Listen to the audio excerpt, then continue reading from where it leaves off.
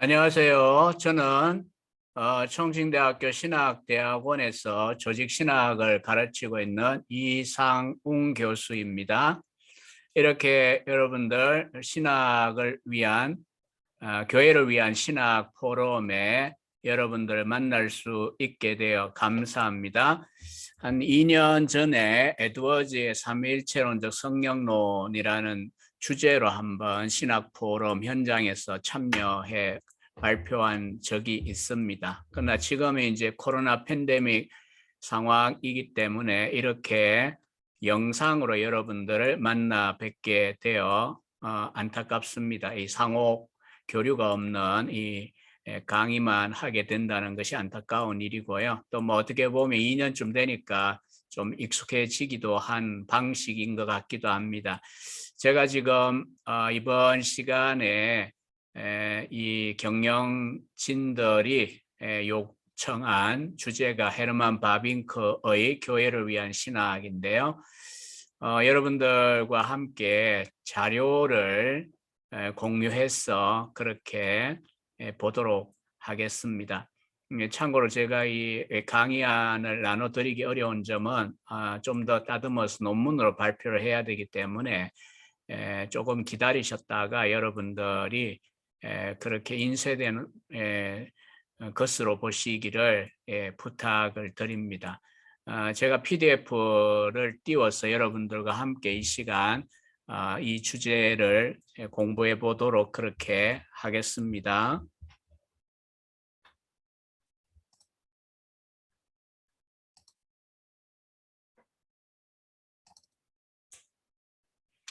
네, 여기 보면 우리에게 너무나 익숙한 바빙커의 사진, 좀 흐릿하긴 하지만 요즘은 구글링하면 많은 사진들을 볼 수가 있습니다. 또 때로 최근에 보면 발굴된 그런 가족 사진들도 인터넷에서 보실 수가 있을 거고요.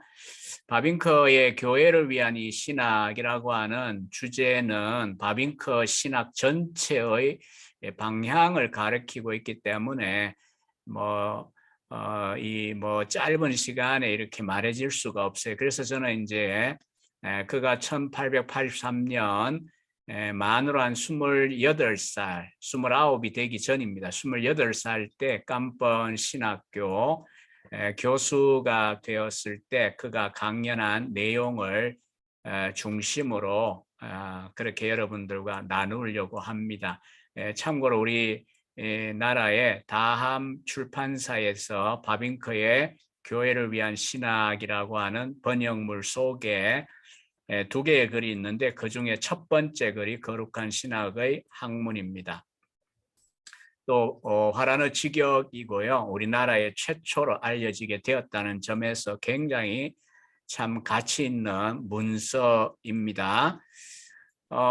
우리가 이제 이 팬데믹 상황이지만 2021년 7월 29일은 바빙커가 하나님의 부르심을 받아 이 세상을 떠난 지 100주년이 되는 그런 기념 일이었습니다. 이제 그런 의미에서 전 세계적으로 관심이 있었습니다.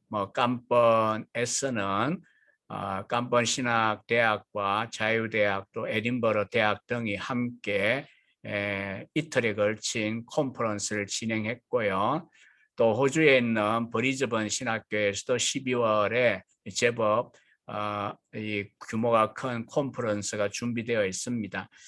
제가 재직하고 있는 총신대학 신학대학은 제가 이제 실무 책임자인데요. 개혁신학연구처에서도 주관해서 특별히 카이퍼 바빙크 워필드 소천 100주년을 기념하는 그런 세미나를 지난 10월에 진행한 바가 있습니다. 사실 바빙커는 살아생전에는 서양어권에서 어느 정도 이제 유명세를 누렸습니다. 저명했어요. 나쁜 의미에서 유명세는 아니고요. 학자로서 저명했습니다. 그러나 지금 21세기 현재를 생각하면 바빙커는 서양과 동양의 신학계에서 소위 월드스타다 이렇게 제가 오늘 문득 만들어 본 말인데 적용해 본 말인데 월드스타다 이런 생각이 들 만큼 바빙커의 이름은 유명합니다. 또 유명한 신학자가 되었습니다. 그러나 이제 바빙크 하면 많은 사람들은 이 방대한 개혁교의학과 개혁파 윤리학의 저자로만 생각하는 이들이 있습니다. 그리고 이제 개혁교의학 하면 굉장히 난해한 서적으로 생각하는 분들이 대다수입니다. 바빙크의 개혁교의학과 윤리학이 그냥 쉽다 이렇게 생각하는 분들은 지극히 소수에 해당합니다. 제가 이제 제자의 해고록도 읽어본 적이 있는데 결코 그 제자들이 화라느나 서양어나 고전에 능숙하게 훈련되었지만 개혁교회학이 결코 쉽지 않았다라고 하는 글을 읽으면서 빙긋이 웃고 혼자 위로를 받은 적도 있습니다. 바빙크는 신학자였을 뿐 아니라 사실 상원의원, 학술원 회원이었고요. 왕립학술원 회원이었습니다. 당시로서는 카이퍼도 왕립학술원 회원은 아니었습니다. 또 교육학과 심리학에 관한 전문가로서 유명했습니다. 사실 바빙크가 1921년에 죽고 난 다음에도 신학도 유명했지만 사실 교육학, 심리학 쪽에 저술들이 유명했고 또 연구 문헌들이 신학보다 훨씬 초기에는 이 분야에서 많이 나왔습니다. 이처럼 바빙크의 이력을 간단하게 개요만 우리가 생각해도 신학자이고 아주 지적인 엘리트로서 바빙크의 이 상이 강하게 그려질 수밖에 없죠. 그러나 바빙크의 삶과 이력을 우리가 아주 깊이 공부를 해보면요. 바빙크는 단순히 상아탑에 갇힌 아이보리 타워에 갇힌 신학자는 아닙니다. 또 엘리트 그룹에서만 환영받던 그런 신학자 아닙니다. 늘 학문적으로 탁월한 신학자가 되기만 추구했던 그런 신학자도 아닙니다. 무엇보다 그는 개혁 교회를 사랑했고 교회를 세우고자 한 교회의 신학자였다는 것을 알 수가 있습니다. 오늘 우리가 이제 이 살펴보고 있는 주제 그대로입니다. 교회를 위한 신학을 했던 분이라는 사실입니다. 바빙크는 1834년 세속화된 하랑 국가교회에서 분리된 교회, 분리척 교회다 이렇게 표현합니다. 영어에는 secession이지만 하라는 upscaling 표현을 씁니다.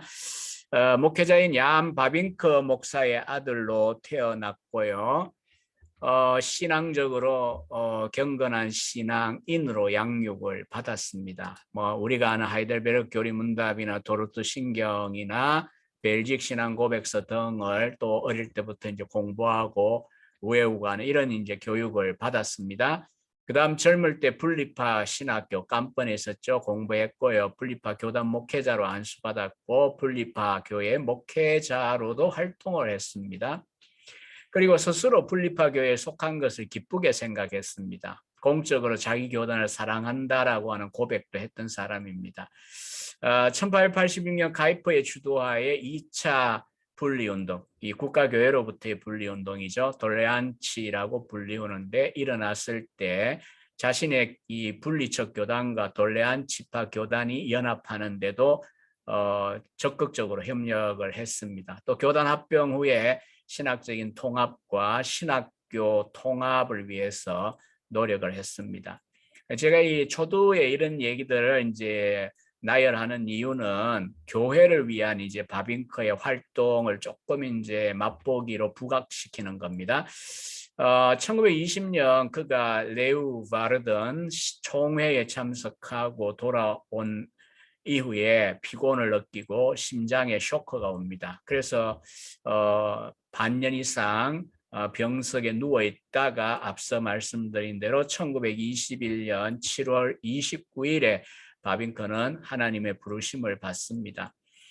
글리슨의 표현대로 그의 심장이 녹아내렸다. 교회를 위한 활동, 또 교회를 위한 신학이라고 하는, 또 물론 이제 조금 더 암스테르담 시절은 광범위하게 기독교 세계관에 근거하여 삶의 모든 측면에 기여하고자 하는 기독교 리더십의 역할로서 이제 수고, 이런 것들 때문에 어쨌든 바빙크의 심장은 무리했고, 그리고 67세에 이른 나이에 소천합니다. 바로 몇 달 전에 이 아브라함 카이퍼의 경우에는 82세까지 살다가 소천을 했습니다.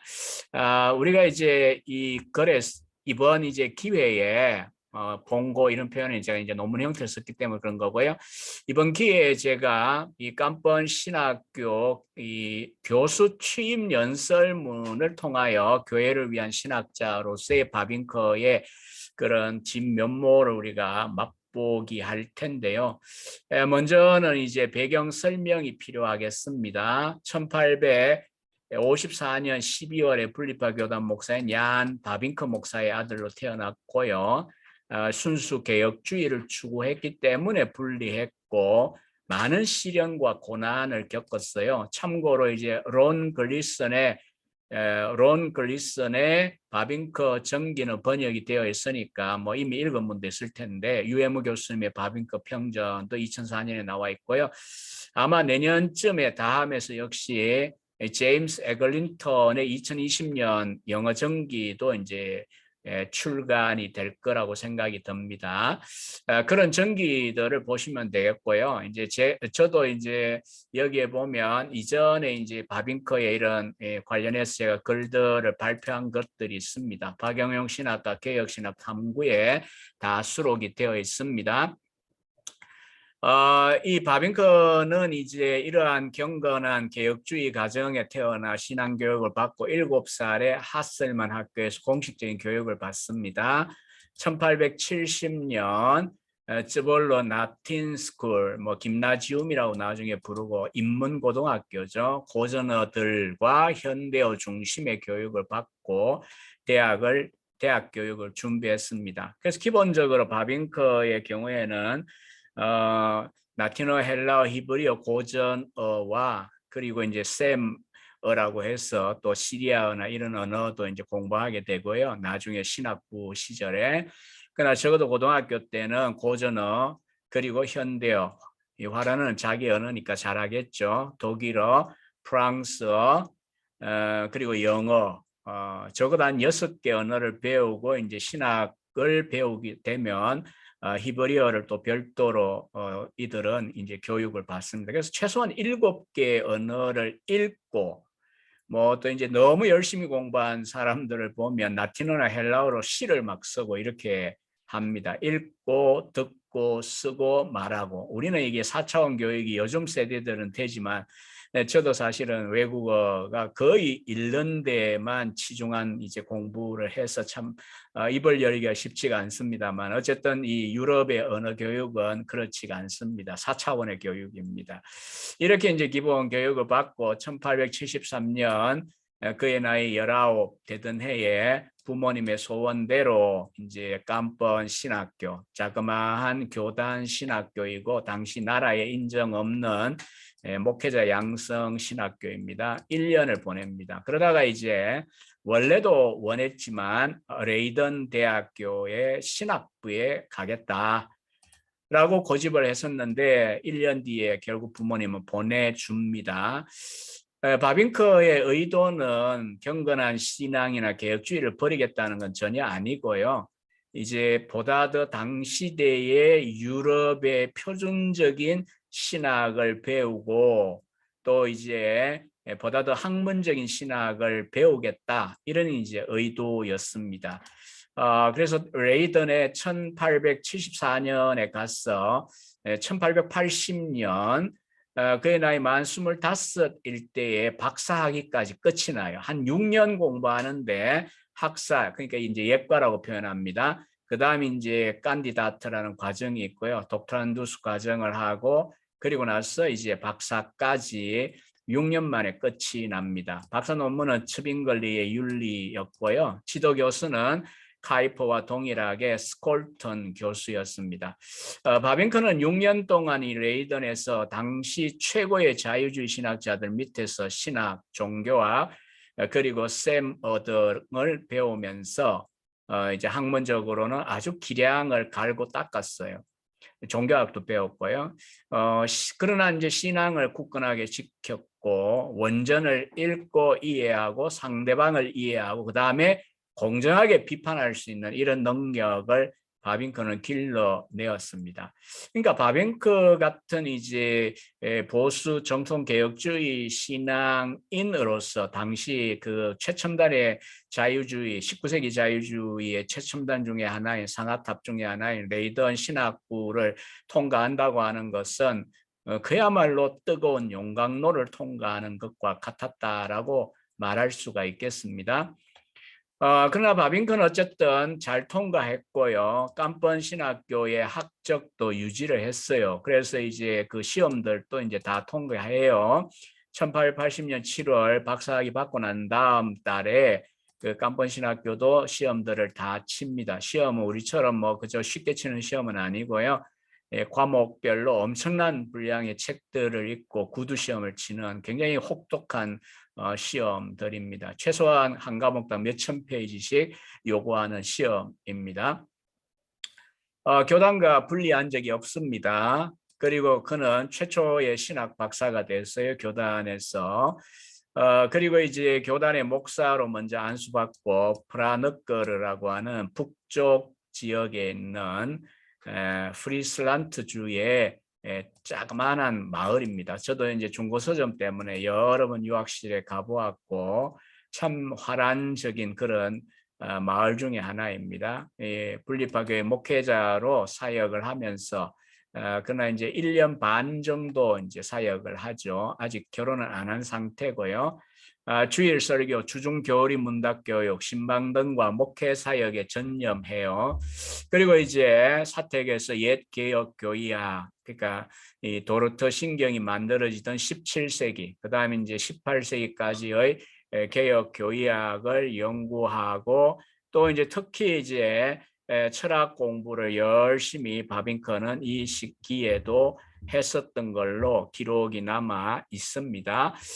그리고 목회 경험을 통해서 이제 바빙크는 이제 결국 깜번 신학교라고 하는 것은 교단 목회자들을 양성하는 그와 같은 기구이기 때문에 이 현장에 대한 이해가 결국 바빙크에게는 좋은 이제 밑거름이 되었습니다. 그리고 이제 라영 대역본으로 최근에는 이제 다 나왔어요. 레이던 브릴에서 신학 순수 신학 통론이라고 하는 1658년에 절판된 책을 1881년에 편집 출간을 하기도 했다는 점을 우리는 생각할 수 있습니다. 이제 결국 이제 바빙크가 이제 후에 개혁교의학을 이제 쓰게 되는 배경에는 이런 개혁주의 옛날 그 정통주의 시대의 많은 신학책들과의 실험한 결과물이기도 하거든요.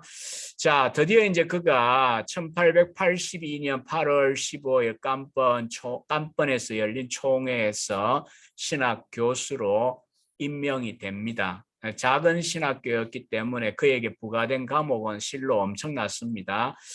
각 주에 제가 쓴 대로 교의학, 윤리학, 변증학, 신학백과, 고전, 그러니까 헬라노마 고전이죠. 신화학, 철학, 헬라어, 뭐 나중에 또 뭐 기회에 따라 심리학, 또 웅변수, 뭐 이런 과목들도 막 가르쳐요. 이 학교는 작고 가르칠 과목은 많으니까 교수 한 뭐 5-6명 정도인가요? 뭐 5인가 정도였을 텐데 막 나누어 가르치다 보니까 우리나라의 비인가 신학교를 생각하시면 안 됩니다. 이 깜번 신학교는 100명 미만, 여기에 제가 이제 통계를 들고 있지만은 그가 부임하던 해에 깜번 신학생은 48명입니다. 48명이고 그다음 이제 그가 이제 그 사역의 마지막 시기죠. 1898년 9년 연도에는 73명으로 증가하는데 73명 전체 학생의 73명에도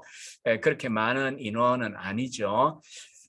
초기 이제 10여 년 동안 바빙크는 결혼 안 하고요. 물론 이제 최근에 이제 에글린턴 전기를 통하여 이제 잘 알려지게 되었지만 아멜리아라고 하는 나이 많은 그 눈앞을 대는 자매에 대하여 이 고등학교 시절부터 사실은 연모하고 사랑도 고백하고 아버지 허락을 받을 애를 많이 썼는데 그 여자의 아버지가 끝까지 허락을 안 해주죠. 그래서 사실은 결혼을 전혀 생각이 없었다 이런 건 아니에요. 바빙커는 이제 사랑에 실패하고 신학 교수하는 동안에도 1891년에 이 선주의 아들 죄송합니다. 딸 헤지나와 결혼을 하는데 이때까지 37이 될 때까지도 결혼을 안 해요. 그러나 이제 결혼에 대한 생각이 없었던 건 아니고요. 그런 시련이 있었다는 것이 최근에 이제 공개가 된 겁니다. 아무튼 이제 10여 년 동안 바빙커는 그 강의하고 연구에만 집중을 했습니다. 특히 이제 교의학과 윤리학을 집중 가르치다 보니까 강의 자료들을 끊임없이 이제 연구하고 자료들을 소위 펜으로 써 내려간 거죠. 1894년에 무남 동료 해지나 뭐 한이라고 하는 그 애칭으로 불리었습니다.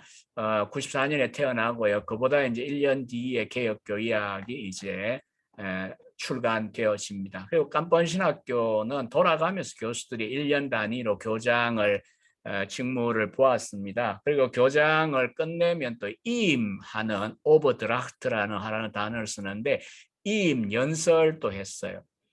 그래서 이제 나온 주옥 같은 이제 글들이 이제 기독교와 교회의 보편성, 이 거룩한 신학의 학문이라는 책의 후반부가 바로 요 번역이죠. 박태영 교수님 번역. 그다음 1894년에 일반 은총 영어에서의 중역본도 있고 박태영 교수님의 또 차영배 교수님의 두 분의 하라너 번역도 각기 나와 있습니다. 박태영 교수님 책은 아직 출간은 안 되었고요. 신학 진함에 있습니다. 1899년에 행한 박사 직분이라고 하는 요 교장 이임 연설은 제가 이번에 브루스 파스가 번역한 영어 번역을 다 읽어보았는데요. 참 흥미로운 글이었습니다. 박사 직분, 독도는 암드라고 하는데 뭐 영어는 이제 teaching office. 그러니까 이제 가르치는 직분, 신학 교수에 대한 이제 이야기입니다. 한글로 안 나오고 있는데 뭐 곧 출간이 되면 좋겠고요.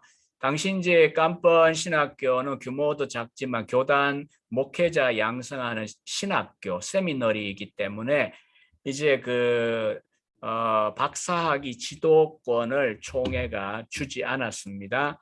그래서 이제 19년 동안 바빙크가 깜번 신학 교수로 재직했지만은 그에게는 깜번 시절은 박사 제자가 없습니다.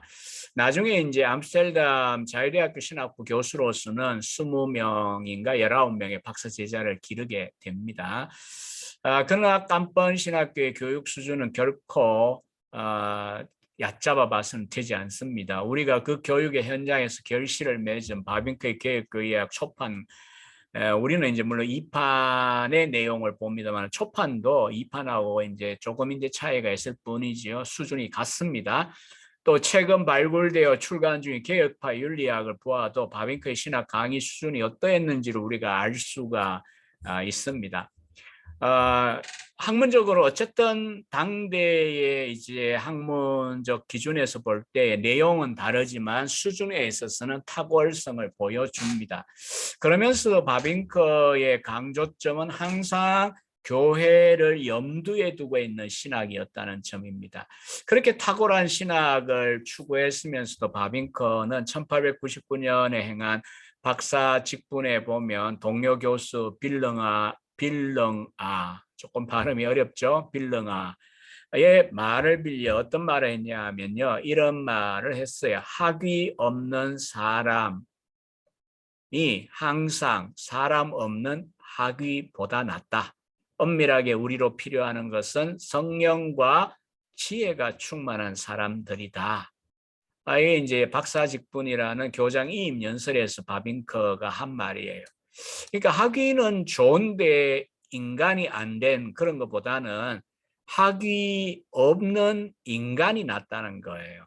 이건 이제 오용도 할 수가 있겠죠. 오용하라는 말은 아니고요. 그러나 어쨌든 바빙크의 강조점은 결국은 개혁파의 이상대로 스키엔치아 에트 피에타스, 지식과 학식과 경건, 양면성을 추구하는 데 있다는 점입니다. 특별히 이 목회자 양성을 위하여 탁월한 교의학과 윤리학을 가르치면서도 성령과 지혜가 충만한 사람이 되어야 한다는 것을 강조했다는 것은 상당히 참 심금을 울립니다. 앞서 이야기했지만은 바빙크가 교회를 위하여 활동한 것 중에 또 중요한 것은 1892년에 성취되는 개혁교회 합병 일이고요. 그 다음에 이제 하란개혁교회가 합병되고 난 다음에 신학적으로 카이퍼가 이제 일면 좀 극단적인 해석들이 있어요. 개혁파안에 속하긴 해도 그런 내용들 때문에 분란이 일어났을 때 바빙커는 중재자로서 또 대화론적인 그런 화해를 추구하는 그런 글들을 쓰는 그런 모습을 보여주고요. 또 한 가지는 교단이 하나가 되었는데 신학교와 자유대학교 신학부가 같이 있을 게 뭐 있냐 해서 이제 합치자라고 하는 운동이었는데 바빙커나 카이퍼나 이제 이 다는 아니었던 것 같아요. 그러나 어쨌든 총회가 모일 때 신학 교수들을 어드바이스 해달라고 불러요. 그리고 활동도 해요. 참 우리나라의 그런 이제 상황과는 조금 다른 모습인데요. 적극적으로 활동을 바빙크는 합니다. 그러면서 양이제 학교의 합병을 위해서 참 애를 많이 쓰고 정말 심장이 상했다고 할 만큼 10여 년 가까이 참 고생을 많이 해요. 그러나 이제 이런 바빙커에 대하여 그 깜번 신학교의 린더봄이나 이런 이제 분리파를 그 전통을 중시하는 이런 분들하고 갈등도 또 깊어져요. 그래서 이제 흔히 나온 말이 이런 이제 과정을 거치고 바빙크가 했다는 말이 발렌테인 헤프의 제자가 쓴 이 1921년에 첫 그 전기가 나왔었는데요. 그 전기에 보면 일반적으로 정치는 더러운 면을 갖고 있다. 그러나 교회 정치는 항상 더러운 면을 갖고 있다. 사실 이 바빙크 같이 신중하고 화해론적인 사람의 입에서 나올 말은 아닌데 얼마나 바빙크가 이 교단 통합 이후에 총회나 또 학교에서 고통을 당했으면 이런 말을 하게 되었을까 우리는 이제 짐작을 해볼 수가 있겠고요.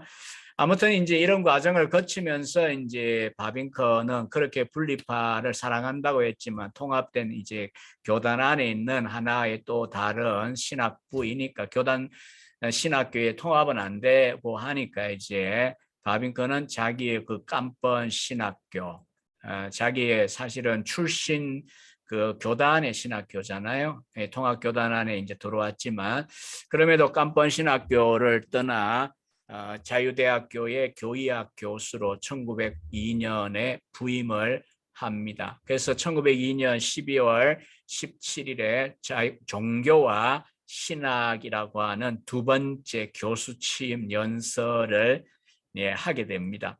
혹시 우리 이 포럼을 들으시는 분들 가운데 뭐 공부를 하시는 분들이나 그런 분들 가운데 관심 있는 분들은 바빙크의 개혁교회학, 개혁파 윤리학 물론 이제 우리가 많이들 연구하고 좋아하는데 이런 이제 교수 취임 연설물도 여러분들이 연구를 해보시길 바랍니다. 다만 안타까운 것은 종교와 신학도 박사직분처럼 이 브루스 파스의 On Theology, 헤르만 바빙스 Academic Orations라는 이 2020년에 나온 4편을 담은 영어 번역물인데 여기에는 있지만 한글 번역은 없습니다. 제가 이 암스테르담 시절은 제가 예전에 썼던 거를 여러분에게 추천하고요. 지나가겠습니다. 왜냐하면 지금 이제 우리가 교회를 위한 신학이라고 하는 주제이지만 특별히 이 바빙커의 깜번 신학교 연설문을 우리가 보면서 이 주제를 우리가 충분히 확인할 수 있기 때문에 이 암스테르담 시절에 대한 제가 소개는 생략하겠습니다. 당시의 신학교, 깜번 신학교는 교단 신학교이고 교단 통합 이전이었고요. 그리고 이제 뭐 앞서도 본 대로 50명도 채 안 되는 그런 작은 신학교였습니다. 한 뭐 네댓 명의 교수와 강사 몇 분이 이제 집중적으로 가르치던 그런 시절이라 이 화란의 호흐리어라라고 하는 교수라고 하는 호칭도 쓰지 않았어요. 당시에 리어라, 이 선생이라고 하는 호칭을 쓰던 시절이었습니다. 이 바빙커는 1시간 동안 이 취임 연설을 했는데 사실 이 한글로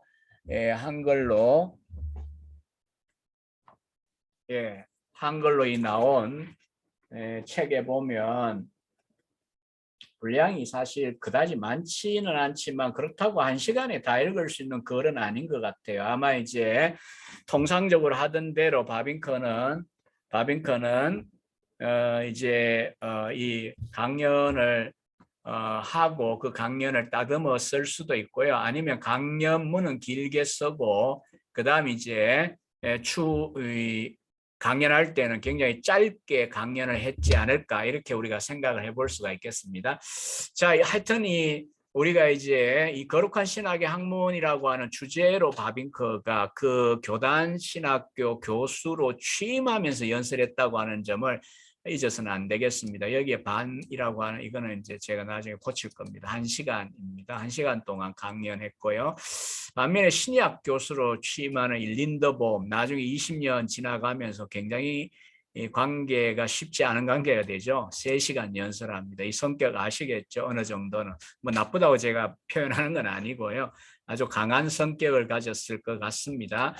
자, 이 연설은 일단은 서론적으로 본다면 바빙커는 시작하면서 자기의 레이던 스승 라우벤호프의 신학은 반드시 세속화되어야 한다는 말로 연설을 시작합니다. 이 말을 긍정한 게 아니라 이런 말이 있다라고 소개하면서 바빙커와 개혁교회를 둘러싼 시대의 사조가 우리는 감지되는 걸 느낍니다. 왜냐하면 1883년보다 몇 년 전 1876년에 화란 정부는 고등교육법 개정을 통해 신학부라는 이름을 남겨두되 실질적으로는 종교학을 가르치는 그런 신학부가 되도록 만들어 버렸어요. 자연과학주의가 우세해지다 보니까 전통적인 개혁신학이 설 자리가 없게 됩니다. 그런 배경에서 라우벤호프의 말이 나오는 것입니다.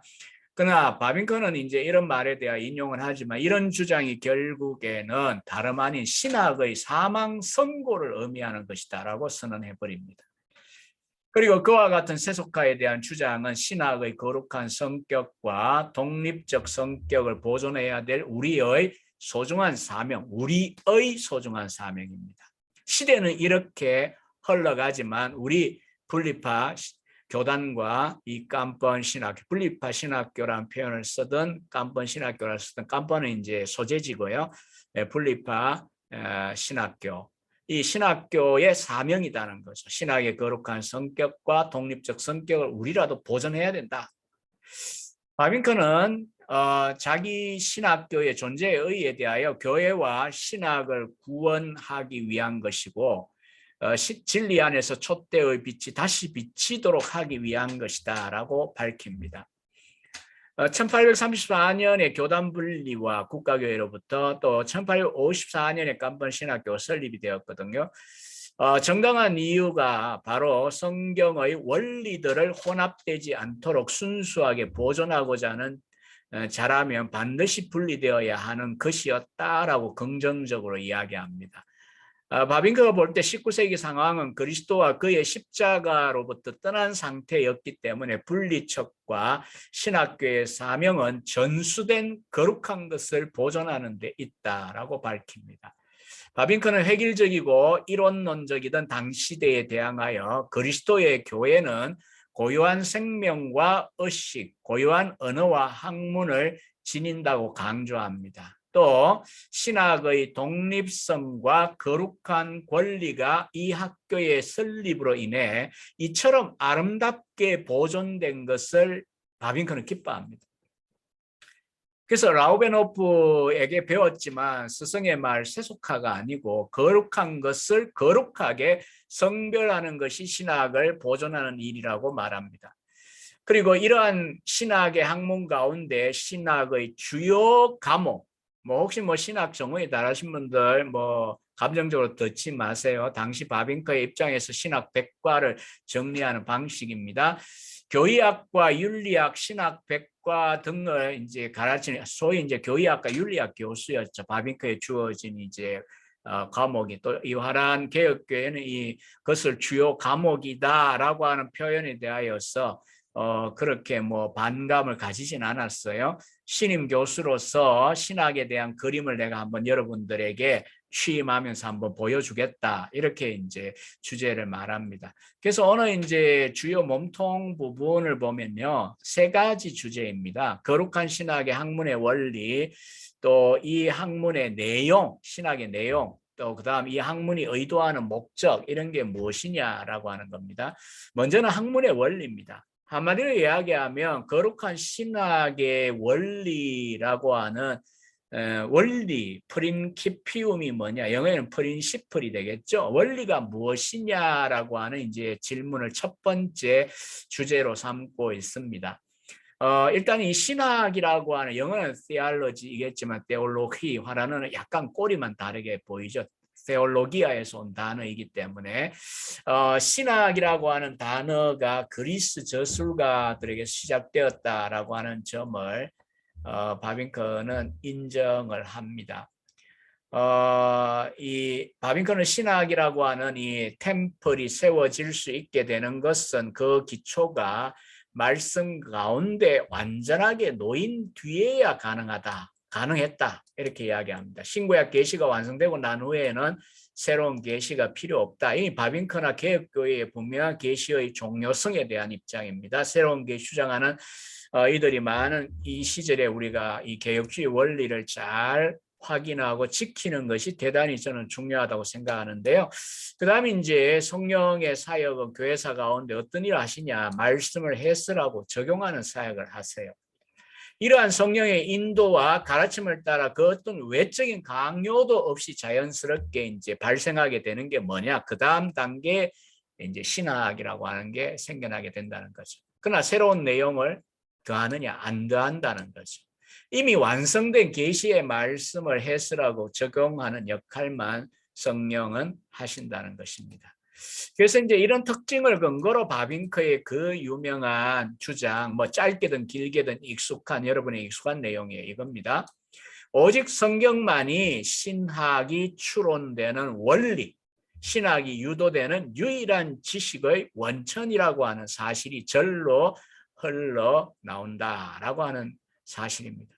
모든 참된 신학은 성령의 인도 아래 성경으로부터 비롯되고 성경의 기초 위에 세워진다라고 말합니다. 다른 원리는 없다라고 바빙커는 분명하게 선언합니다. 즉 전통, 공예의 결정, 신앙 고백, 그 어떤 것도 신학의 보충 원리는 될 수 없다라는 것입니다. 물론 참고는 하지만 이 두 번째 원리 이런 식으로 표현하지 않습니다. 그리스도의 사역이 조금이라도 기도와 선행으로 보충될 필요가 없듯이 그 말씀, 기록된 계시의 말씀에 무언가를 덧붙여서는 안 된다라고 청년 바빙커는 강조합니다. 성경 외에 다른 지식의 원천에서 신학을 끌어내려고 하는 자는 길을 잃을 것이다 라고 이야기합니다. 그래서 바빙커는 신학과 그 신학의 원리인 성경의 관계에 대하여 이렇게 정리를 한 번 더 해줍니다. 우리의 신학이 참된 것이라면 우리의 신학은 다름 아닌 하나님께서 자신에 대해 자신의 피조물들에게 알리기로 작정하셨던 지식에 대한 의식의 모사, 그러니까 이 복사라는 뜻이죠. 모사이고 반영입니다. 하지만 우리가 신지식을 획득하는 인식의 원리는 오로지 성경뿐입니다. 흔히 이제 솔라 스크립투라라는 표현을 많이 우리가 쓰잖아요. 그래서 이제 오직 성경으로라고 하는 원리를 지금 바빙커는 이렇게 저렇게 설명합니다. 사실 이 원리는 종교개혁자들에게는 절대적이었어. 하지만 바빙커 당시 19세기에는 주목을 못 받고 있다라고 하는 사실입니다. 개신교 영역에서 합리주의가 득세하면서 계시보다 이성이 원리의 기능을 하게 되어 신학을 파탄으로 이끌었다는 점을 바빙커는 지적합니다. 특별히 19세기 들어 범신론이죠. 팬티즘, 범신론이 지배하게 되고 특히 슈라야마하의 신학이 강조되었다는 점. 바빙크는 슈라이마하가 신학의 원리를 성경이 아니라 경건한 자의식에 기초하게 만들었고 신학은 신지식이 아니라 인간론이 되게 만들었다라고 적절하게 비판을 합니다. 이 앞부분에 보면 바빙크가 슈라이마하에 대해 긍정적으로 뭐 표현한 이런 부분이 있는데 나중에 카이퍼가 반응을 보이죠. 뭐 이런 이야기 뭐 강조할 거 있냐. 비판적으로만 다루어야지 이렇게 이야기하는가 하면 또 현대의 그 코리 브록과 같은 에글린토니안 중에 한 학자는 브록이었죠. 아마 슈라이마하를 바빙크가 상당히 많이 영향을 받은 것처럼 이제 박사 논문을 쓰고 있는데 뭐 저도 깊이 연구는 안 해보았습니다만 어쨌든 바빙크의 입장은 뭐 누가 뭐라 하든 어쨌든 이 19세기의 의식신학, 주관주의 신학에 대해 비판적이라는 점 우리가 알 수 있습니다. 그건 항상 비판하되 정당하게 비판해야 된다는 거죠. 슈라이마어의 감정의존 신학에 대하여 우리는 이제 시대가 조금 멀리 와 있지만은 바빙크 입장에서는 신학의 소위 스파링 상대 중에 하나였습니다. 비교합니다. 성경은 우리에게 단지 나로부터 독립적으로 존재하는 말씀을 깨닫게 하시지만 슈라이어마하의 주장에 따르면 종교적인 감정, religious feeling, 이 feeling은 우리 지식의 원천 자체로 여겨집니다. 성경은 우리가 단지 성경에 포함된 것의 진리와 아름다움을 보게 할 뿐이지만 슈라이마하의 이름이 어떻게 되냐면 진리와 아름다움의 형태들 자체가 적각적 자의식 속에 주어져 있다는 것입니다. 내적 원리인 믿음과 관련해서도 성경의 중요성을 바빙크는 강조했습니다.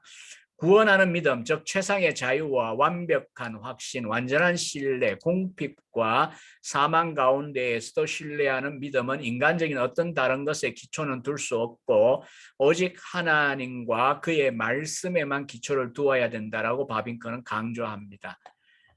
또는 이제 내가 아는 바 우리의 가장 거룩한 믿음은 그 어떤 외적인 역사적 증거에 기초하는 것이 아니고 어떤 교회의 증거에 기초하는 것도 아니라 오로지 말씀의 진리에 관하여 우리 마음속에 주어진 하나님의 증거, 테스티모니, 위트네스에만 기초한다는 거죠. 하지만 바로 이 증거를 통해 우리는 그 말씀에 항상 확고하게 매입니다. 진실로 그 말씀은 우리의 감정이나 지성이나 의지의 자유로운 활동을 허용하지 않고 단순히 복종과 승인을 요구하는 권위로서 우리를 자신에게 묵습니다. 그러니까 외적 인식의 원리이고 내적 인식의 원리인 믿음의 결국은 기초, 절대적인 근거가 뭐냐 할 때 결국 이제 이 성경이다라고 하는 점을 계속해서 이제 강조하고 있는 것을 보고 있습니다. 기독교 학문으로서 신학은 내부로부터 성경을 그 지식의 원천으로 수반한다. 뒤에도 한번 나오겠지만 이런 입장은 당대에 이제 학문적인 신학 한다는 사람들이 볼 때는 아돌프 폰 하르낙 경우도 마찬가지겠지만 비과학적이다라고 하는 비난을 합니다. 여기에 대해 바빙크는 모든 학문을 입증 없이 수용하는 하나의 공리, 하나의 가정에서 프리스포지션에서 출발한다라고 하는 점을 하이퍼테시스라고 해야 되겠네요. 그 다음에 전제라고도 할 수 있겠죠. 출발한다는 점을 지적합니다. 사실 이 바빙크의 이런 이제 주장은 근거 없는 게 아니라 사실 20세기에 들어오면 새로운 과학 철학자들이 오히려 어떤 연구도 절대적으로 중립적이거나 또 이제 객관적인 게 아니라 이론이나 전제나 이런 것들이 의존한다라고 하는 주장을 인정을 하게 되어진다는 걸 생각하면 바빙크는 오히려 시대에 앞서 별로 그 인정 안 하는 그런 자유주의 신학자들, 자유주의자들과의 싸움에서 외로운 싸움을 사실 한 거죠. 바빙크가 볼 때 사람들은 학문의 고유한 증거로 인해 그 어떤 강요도 없이 모든 학문의 기초 명제들을 자연스럽게 수용하는데 이런 것들은 인간의 힘으로 제거할 수 없는 본유관념, 보편 개념, 영원한 진리들 것처럼 말한다라고 하는 것입니다. 물론 바빙크는 신학의 원리가 이렇게 되어 있다라고 생각하지는 않아요. 신학의 원리인 성경은 오히려 타락한 인간의 본성하고 충돌하지 인간의 본성에 막 심어져 있고 본유관념이 이렇게 말하지는 않아요. 그런 원리를 성경의 원리다라고 수용하려면 결국 어떻게 됩니까? 중생의 새로운 생명으로 우리 안에 이제 원리가 놓여져야 되는 것이죠. 성령의 사역의 열매인 신앙 안에서 우리 안에 먼저 심겨지는 일이 일어나야 한다라고 하는 사실입니다. 교회는 이런 진리를 증명하거나 표현하기보다는 항상 가정했고 모든 방면으로 완성하고 변호해 왔습니다. 신학의 원리는 다른 학문의 원리와 어떤 공통점도 갖지 않은 채 그 넓은 영역 가운데서 자신의 자리를 주장한다고 말합니다. 바빙크는 첫 주제의 결론 부분에서 이제 이 신학의 원리에 대한 이제 정리를 다시 하고 마칩니다. 이 신학은 결국 그 모든 파생된 원리를 멀리 자신의 뒤로 하고 자신의 원리를 다름 아닌 하나님 자신과 그의 말씀 속에 둡니다. 신학은 하나님으로부터 나와 그의 말씀을 통해 우리에게 알려졌습니다. 하나님 자신이 신학의 원천이며 성경이 지식의 원천입니다. 그러므로 신학은 그 기원에 있어서 거룩하며 다른 모든 학문과 본질적으로 구별됩니다. 신학은 초자연적이며 이 세상에 속한 것이 아닙니다. 그렇지 않다면 세상이 신학을 알고 인정했을 것입니다. 하지만 이제 신학은 여기 세상에 속하지 아니하였습니다. 자, 이제 두 번째는 바빙크가 이야기하는 내용은 거룩한 신학의 내용이 무엇이냐라고 하는 것이었습니다. 하란어로는 신학을 테올로히 이 헬라어 단어에서 왔죠. 하나님, 그 다음에 로기아라고 하는 것은 하나님에 대해 말하는 것이죠. 논하는 것이죠. 그 다음에 이제 헐리어테이트라고 하는 단어도 씁니다. 하나님, 헐리어테이트는 지식이죠. 하나님에 대한 지식입니다. 뭐 흔히 또 이제 라틴어 문구 우리가 코그니치오 데이라고 하는 문구를 우리가 자주 쓰는데요. 이 신학 담론에서는 결국 신학이 뭐냐? 하나님으로부터 기원했기 때문만 아니라 하나님을 대상으로 삼기 때문에 신학이라고 부른다. 이렇게 이제 바빙크는 단적으로 이야기해 줍니다. 우리가 뭐 신학의 역사, 발전 역사를 알고 있는 대로 신학이 처음에는 그리스도의 신적 본성에 대한 교리, 그러니까 그리스도의 양성론 문제 다루고 또 삼일체 다루고 이게 이제 신학이라고 이제 이야기하고 논쟁이었는데 갈수록 이제 하나의 유기체로 발전을 하게 되죠.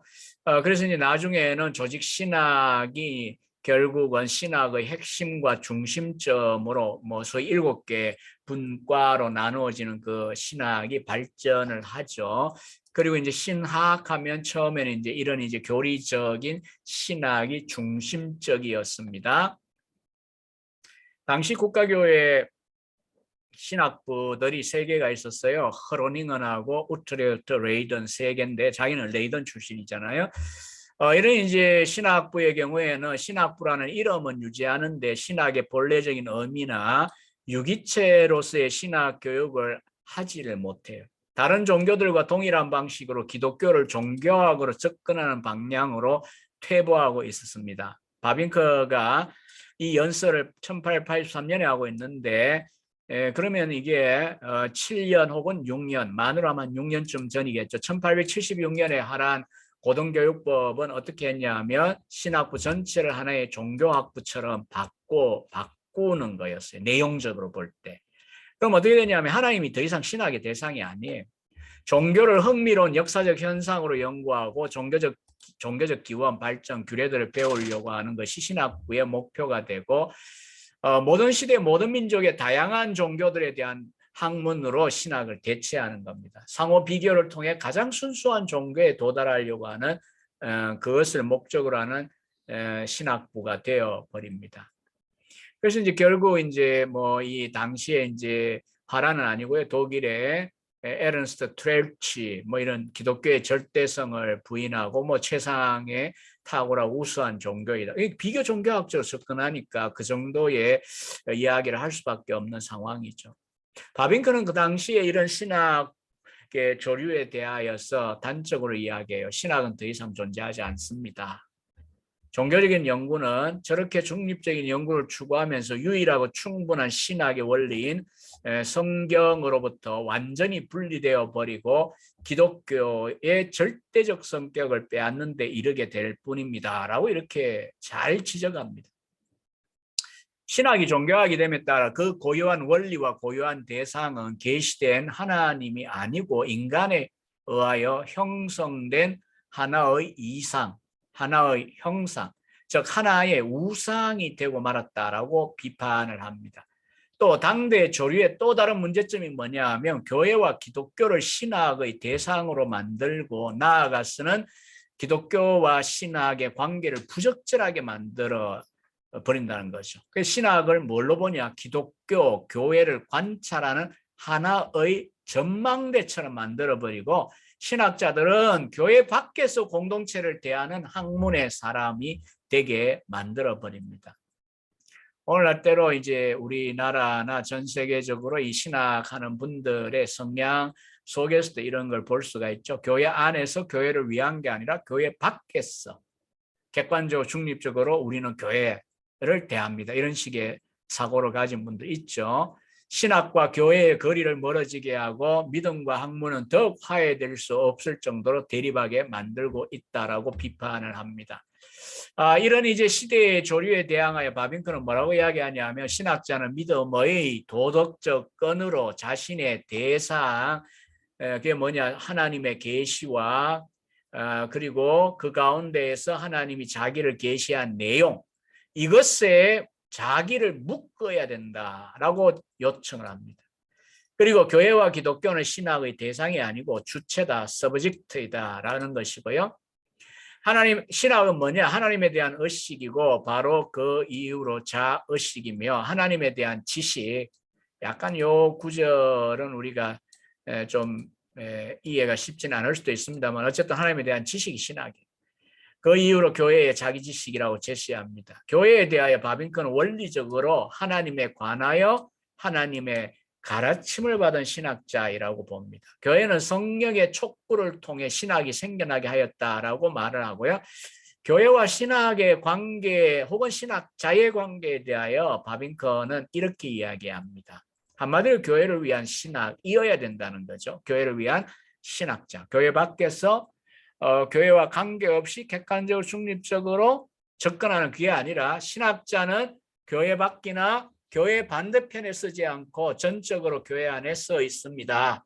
신학은 가장 높고 가장 영광스럽고 가장 풍부한 계시를 지닌 교회 자체입니다. 신학은 다름 아닌 믿음이며 성령의 촉구를 통해 사상 세계에서 높이 고양됩니다. 또한 학문의 영역에서도 예수 그리스도를 모든 지혜와 지식의 보화가 그 안에 감추어진 분으로 고백합니다. 이렇게 이제 정리합니다. 교회 안에 있는 신학자. 교회와 신학의 불가분성을 강조하는 바빙크는 또한 기독교 교회의 지식으로서의 믿음이기 때문에 신학은 바로 그 기독교 교회의 믿음의 그 어떤 다른 내용을 갖지 않는다는 것을 역설해 줍니다. 그 내용은 다름 아닌 자연과 은혜 가운데 자기를 계시하기를 원하셨던 하나님이라고 하는 것입니다. 이 일반 계시, 특별 계시 뭐 이렇게 볼 수도 있겠죠. 신학은 삼위일체로 존재하시고 그의 본질과 속성들, 그의 말씀과 행위들, 그의 충만한 자기 계시, 자신의 모든 피조물에 대한 갖는 관계 속에 계시는 그분을 관조하고 묵상하는 것이라고 바빙크는 말합니다. 또 신학이 모사적인 성격, 원형이 아니니까요. 모사적 성격을 가지고 또 성경과 교회의 영역에서 가장 힘든 노력이 필요한 연구들을 감당해야 된다는 점도 강조합니다. 그리고 참된 신학자, 바빙크가 이 바를로트 테올로그라고 하는 하라는 단어를 썼어요. 참된 신학자가 누구냐? 항상 그리스도 안에서 하나님을 더 배우고 그 지식을 요약하고 삶 속에 드러내기 위해, 그리고 그분이 지식 가운데 섬김을 받으시고 섬김 가운데 알려지시도록 하기 위한, 이것이 지식에 대한 참된 갈증, 또 이것을 느끼는 자가 진실로 신학자, 참된 신학자라는 것입니다. 이처럼 신학의 주요 대상이 계시된 삼위일체 하나님이 시기에 신학은 신학적이고 신중심적이다라고 말할 수가 있습니다. 물론 신학적인 연구 내용 가운데는 오늘날 우리가 신학 분과를 보시면 알지만 다양한 분과, 다양한 주제들이 포함됩니다. 그러나 그런 주제들조차도 결국 초점이 뭐냐? 제가 이제 신론 강의할 때마다 그 이야기를 합니다.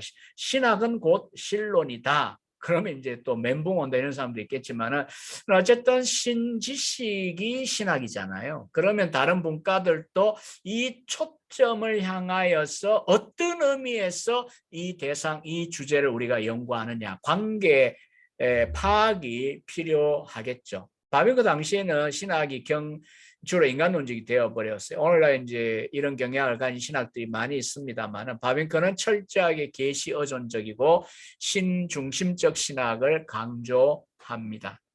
바빙크는 신학은 신학으로 머물러야 한다라고 강조를 합니다. 하나님을 대상으로 하는 신학에 대해 앞서도 안 보았지만 학문적일 수 있느냐라고 하는 반론이 있는데, 여기에 대하여 앞서도 이제 반론을 했지만은 바빙크의 경우에도 안 보인다고, 가시적이지 않다고 우리가 학문이 될 수 없다고 이야기하면 윤리학이나 심리학, 철학, 정신과학, 자연과학조차도 심지어 학문으로 지위가 위협당할 수 있다라고 하는 점을 바빙크는 강조하고요. 그 다음에 이제 다른 학문들도 앞서는 뭐 전제나 가정이나 이런 이야기했지만 믿음에 기초한다는 점을 이야기합니다. 연구자에게 자신의 연구 대상의 실제에 대한 믿음과 자신의 감각들과 사고를 신뢰할 수 있다는 믿음을 요구하지 않느냐, 이렇게 이야기합니다. 신학의 대상이 오직 믿음의 눈으로만 관찰된다는 사실은 우리 학문의 고상함을 거스르는 것이 아니라 고상함에 호소하는 것이라고 바빙크는 역설하기도 합니다. 모든 위엄과 신적 아름다움을 지닌 그 세계가 우리 영혼의 눈앞에 자기를 드러내며 우리 온몸을 전율케 하며 우리로 하여금 더 높은 새로운 생명에 눈뜨게 하며 경배의 놀라움으로 충만케 하므로 우리 영혼으로 하여금 살아계신 하나님을 갈망하게 하는 분은 바로 하나님 자신이라고 바빙크는 말해줍니다. 또한 신학의 학문적 지위를 거부하는 자들 당대의 경향에 맞서 오히려 당당하게 바빙크는 신학이 학문이다라고 주장하고요. 심지어는 익숙하시죠? 학문의 여왕이라고 하는 표현, 레기나 스켄치아룸 혹은 시엔치아룸이라고 선언을 합니다. 왜냐하면 단지 다른 학문들은 피조물의 특정 영역을 연구 대상으로 삼잖아요. 그러나 하나님에게서 태어난 신학은 하나님 자신을 대상으로 삼기 때문이라고 그 이유를 밝힙니다. 이처럼 하나님 자신, 만물의 창조주이고 보존자이신 분으로 대상을 삼는 신학이기에 학문의 영역에서도 호이로스가 아니라 권리로서 영광의 첫 번째 자리를 차지하는 것이 마땅하다라고 선언하기도 합니다. 바빙크는 또한 신학과 다른 학문의 관계를 매우 긴밀하다라고 하는 것을 강조해요. 그 관계는 모든 학문들이 가지는 신학적인 성격에서 추구되어져야 된다. 어차피 피조물의 한 면들에 대한 연구라고 하더라도 누구의 피조물이냐? 하나님의 피조물이라는 점을 생각하면 신학적 성격이란 말을 이해하실 거고요. 또 신학은 철학처럼 보편학의 성격도 갖는다라고 이야기합니다. 우니페어자 비션샤프트 19세기에 중간에 끝에 F가 빠졌는데 비션샤프트 19세기의 유럽의 지성인들의 하나의 이상이기도 하죠. 혹은 이제 우리나라에서 르네상스적인 박식 이런 표현을 쓰는데 어쨌든 바빙크는 신학이 보편학의 성격을 갖는다라고 이야기합니다. 왜냐하면 신학이 신중심적이어서 모든 것을 위로부터 하나님으로부터 그분의 빛으로부터 바라봄으로 만물에 대한 하나님의 관점으로 그분과 함께 중심점과 기준이 되기 때문이라는 것입니다. 바빙크는 이렇게 하나님에 대한 관점을 말한다고 하더라도 동시에 사실 바르게 강조한다면 참 인간에 대한 관점이 되기도 한다는 점을 또 강조합니다. 마지막 세 번째 주제는 신학의 목적입니다. 신학은 무엇을 위해 존재하느냐라고 하는 겁니다. 당시에 이제 분리파 교회 가운데도 사실 아버지 이안 바빙크가 이사장이었는데요. 1883년 당시에 하루 전날 세 명의 신임 교수들을 이제 임명장이랄 뭐 임직식 같은 거죠. 해주고 이제 이사장 연설을 할 때도 우리 분리파 교회 안에 학문적인 신학 연구가 필요하다는 연설을 얀 바빙크 목사도 했었어요.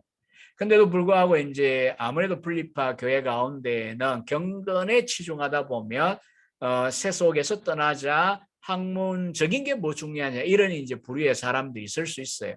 또 당시 19세기 신학이 너무나 뭐 여기 표현대로 나쁜 악취를 풍긴다라든지 투쟁의 수단이라든지 교회를 막 파괴한다.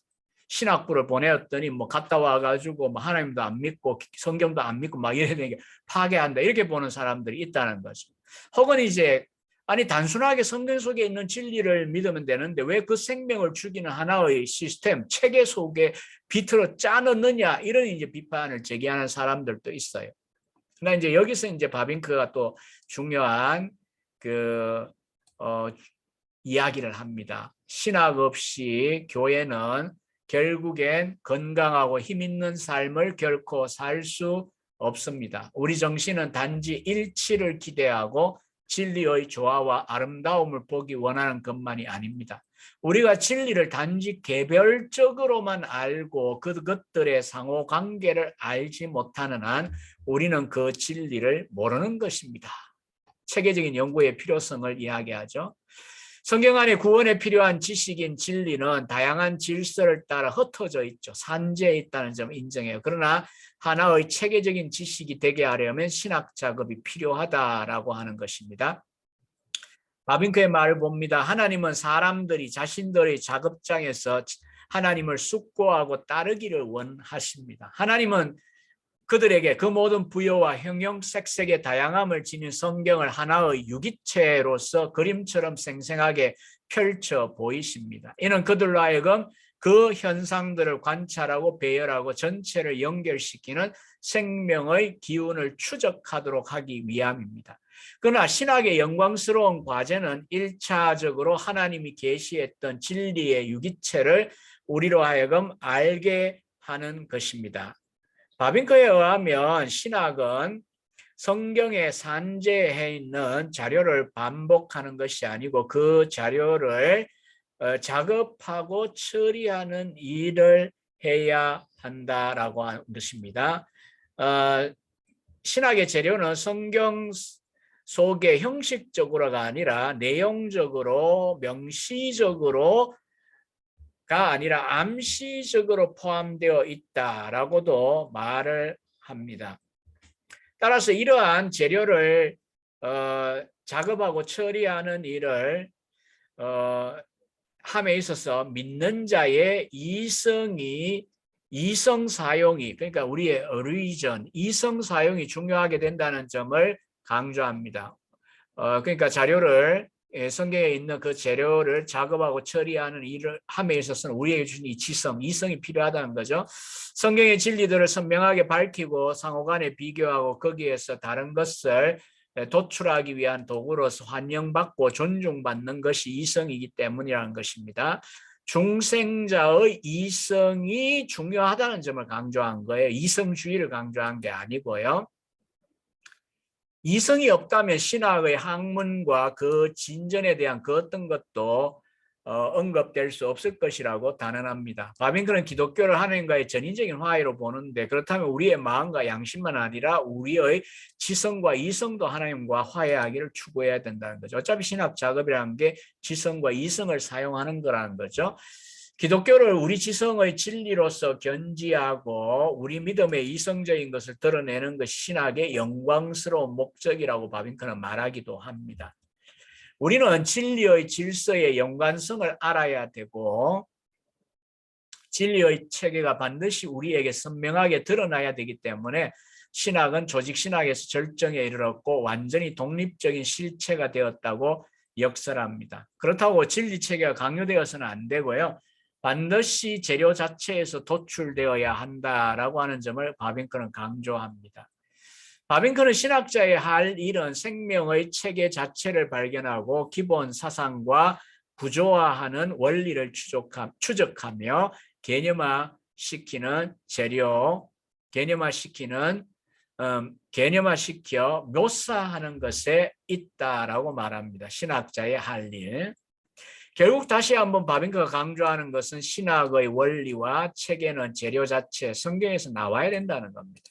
신학은 사물 안에 있는 체계를 우리의 의식 가운데 언어로 변환하고 개념으로 기술하고 묘사하고 숙고하는 방식을 통하여 우리가 하나님을 알게 하고 그분을 경탄하게 만든다고 바빙크는 말합니다.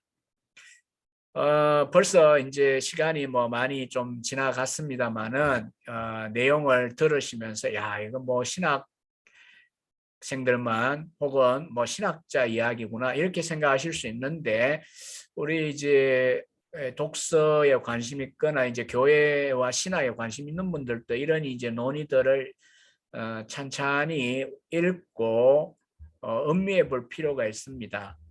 결국 이제 신학이 뭐 하는 거냐, 교회와 어떤 관계가 있느냐를 당시에 사실 신학생들은 뭐 바빙크처럼 학교에 갔다면 10대 말 20대 초반 사이에 학생들만 앉아 있었다고 볼 수 있어요. 나이 많은 학생도 들어있긴 했겠지만 그러나 그들은 이 강연을 지금 듣고 있는 거예요.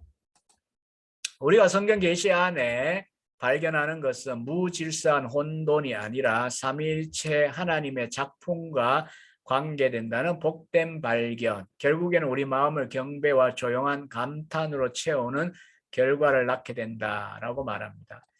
신학의 목적을 설명하고 신학은 철저하게 실천적이다라고 하는 점도 지금 강조하고자 합니다. 앞서 이야기한 거는 좀 다소 지성적인 면을 강조한 거예요.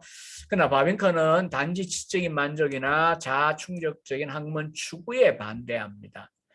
진실로 단지 알기 위해 지식을 외치는 것은 어리석다고 이야기합니다. 학식의 광기, 학문의 환상, 자신만을 위한 이기주의적인 삶이다. 이렇게 이제 비판을 합니다. 당시 신학이 이제 너무 이제 상아탑의 신학이 되고 말장난처럼 된 것에 대하여서 비판하는 것이기도 합니다. 심지어 이제 내용과 힘도 강탈당하고 삶과도 분리된 것에 대한 비판인 것입니다.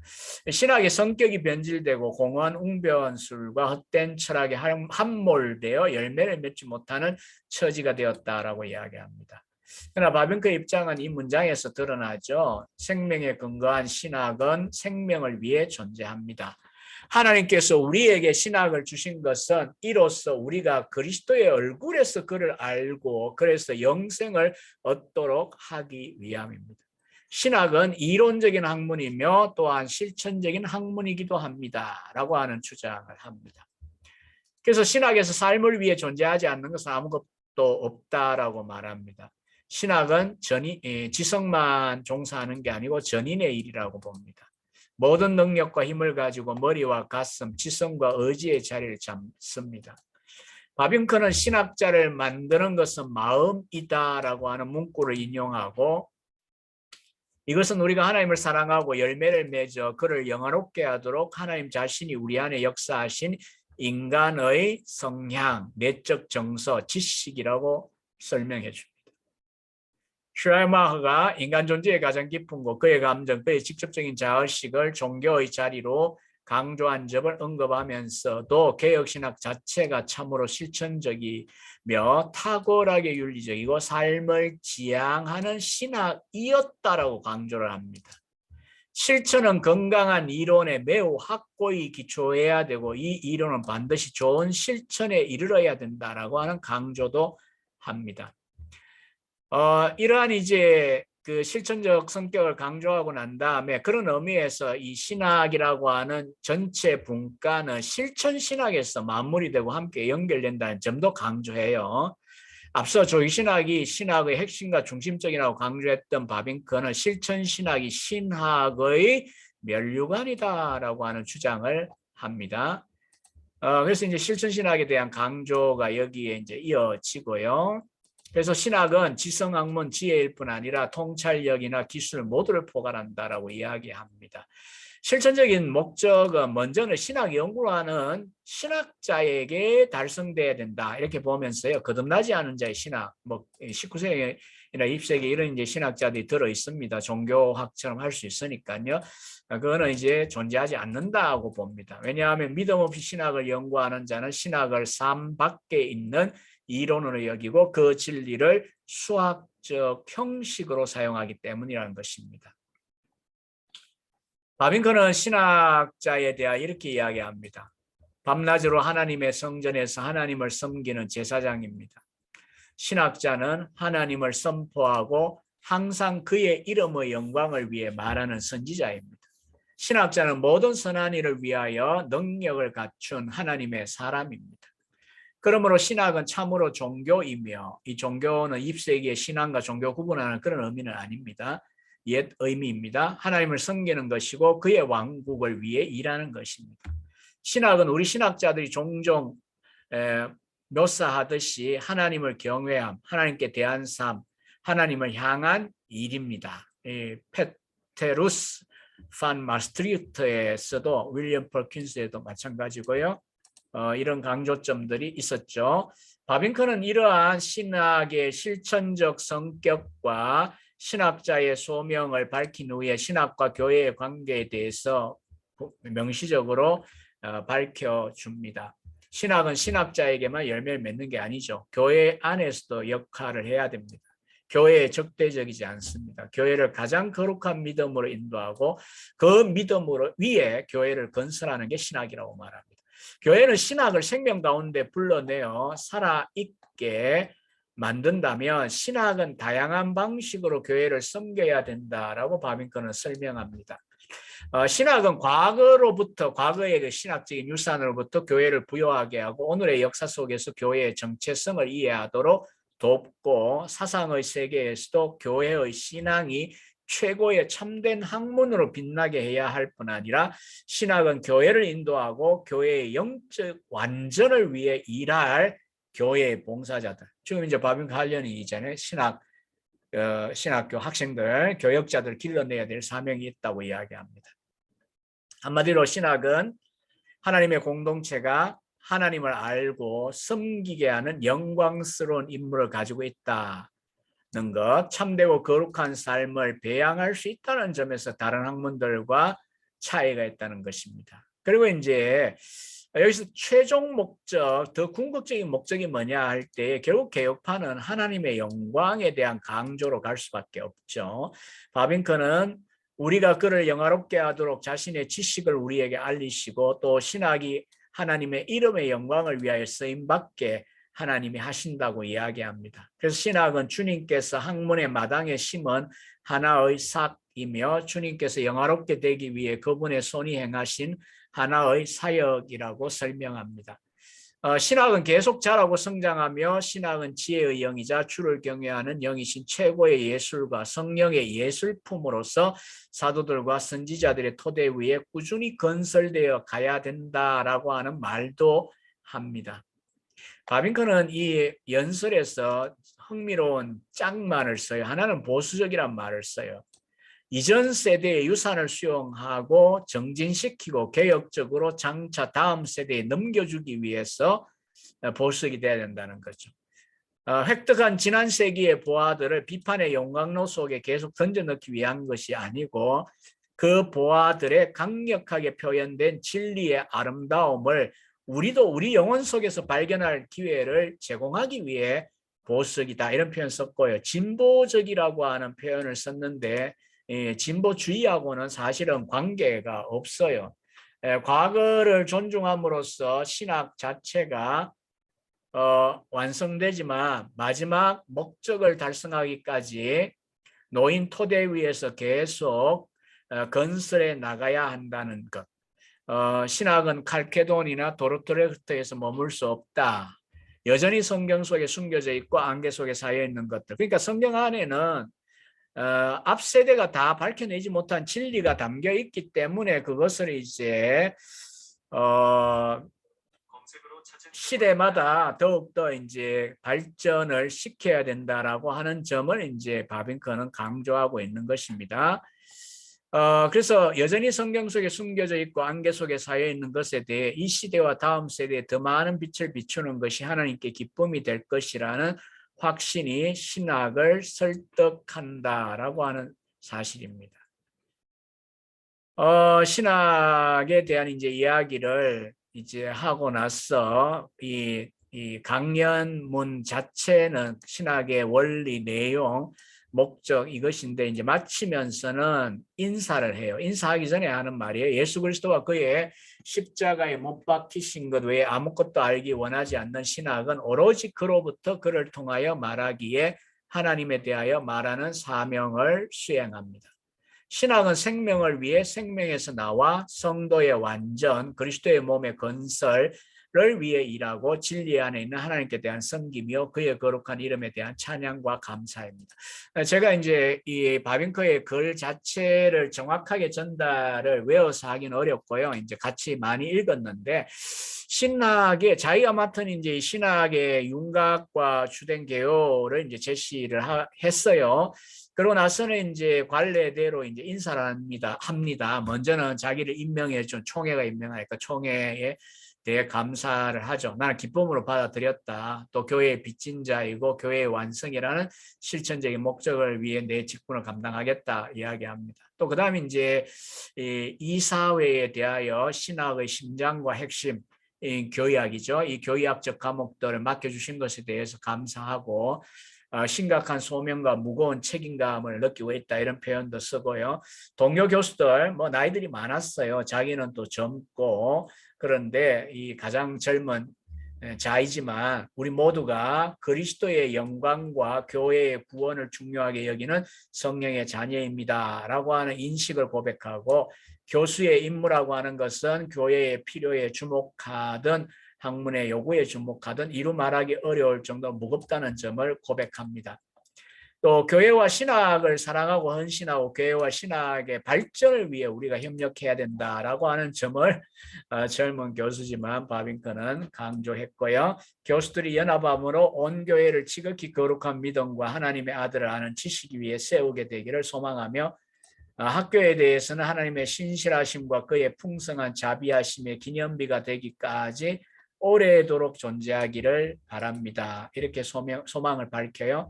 학생들에게는 거룩한 신학의 성전 안에 여러분을 인도하려고 하는 마음의 사랑, 바람, 열심을 기대하셔도 좋습니다. 이렇게 이야기합니다. 그리고 학문 중에 가장 아름다운 이 학문, 신학에 대한 사랑, 이 모판을 제공한 교회에 대한 사랑, 무엇보다 교회가 알려준 하나님에 대한 사랑을 북돋우는데 자기 사명이 있다라고 밝히고요. 학생들에게 열심히 공부해야 된다는 점을 강조합니다. 그리고 이제 우리는 상호 신뢰 가운데 우리 연구를 공동으로 진전시켜야 합니다. 그리고 여기서도 이제 신학 교수로 이제 취임하지만 언제나 우리들의 가장 큰 영광은 진리 안으로 인도하시는 유일하고 가장 큰 스승, 성령이죠. 그 성령의 제자가 되는 데 있습니다. 아주 겸손하게 바빙커는 이야기합니다.